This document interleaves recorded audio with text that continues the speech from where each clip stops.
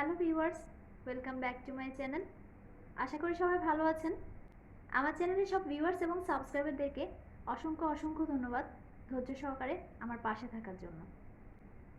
আজকে আমি আপনাদের সাথে শেয়ার করব ঘরে তৈরি চিংড়ি শুটকি দিয়ে ভীষণ মজার একটি স্বাস্থ্যকর রেসিপি।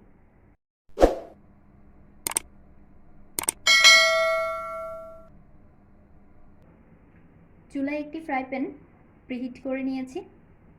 আজকে রান্নাটি আমি খুব অল্প তেলে করব, তাই শুধুমাত্র 1 চা চামচ পরিমাণ তেল ফ্রাই প্যানে দিয়ে নিলাম।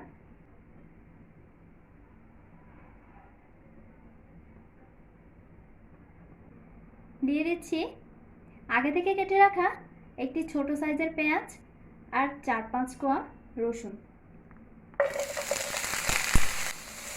হালকা ফ্রাই করে নিচ্ছি।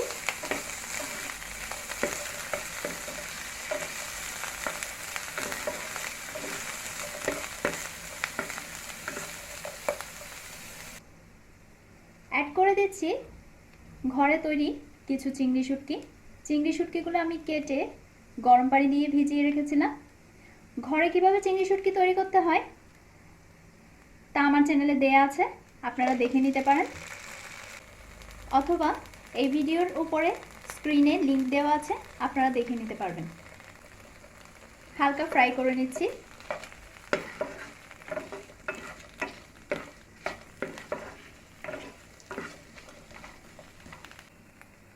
অ্যাড করে দিচ্ছি টুকরো করে কাটা দুটো বড় সাইজের আলু,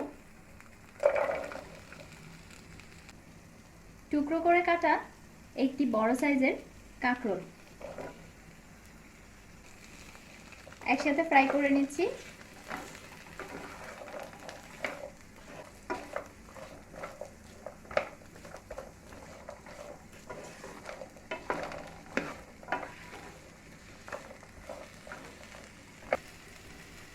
এবার ঢেকে দিচ্ছি। 5 মিনিট পর ফিরে আসলাম।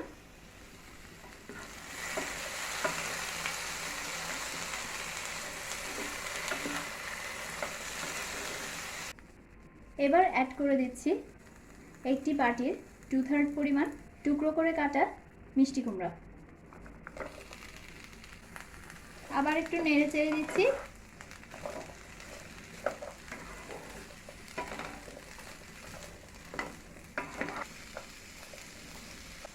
মিষ্টি কুমড়া পরে অ্যাড করতে হবে, কারণ মিষ্টি কুমড়া খুব দ্রুত বয়েল হয়ে যায়, তাই আগে যদি অ্যাড করা হয় তাহলে মিষ্টি কুমড়া ভেঙে যেতে পারে। এবার আবার 2 মিনিটের জন্য ঢেকে দিচ্ছি। 2 মিনিট পর নেড়ে চেড়ে দিচ্ছি।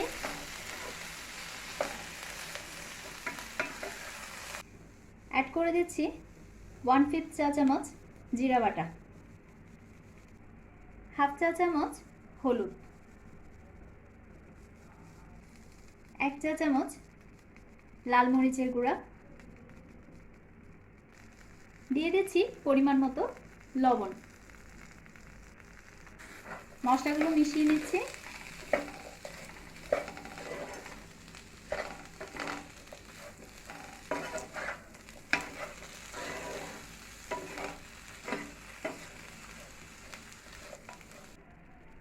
এবার দিয়ে দিচ্ছি বড় কাপে 1 কাপ গরম পানি।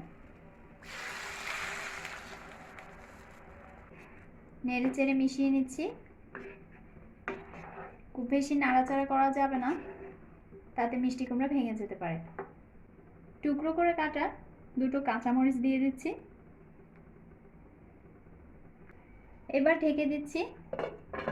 লো টু মিডিয়াম ফ্লেমে বয়ল করে নেব। 8 মিনিট পর ঢাকনা তুলে দেখছি তরকারিটা হয়ে গেছে কিনা।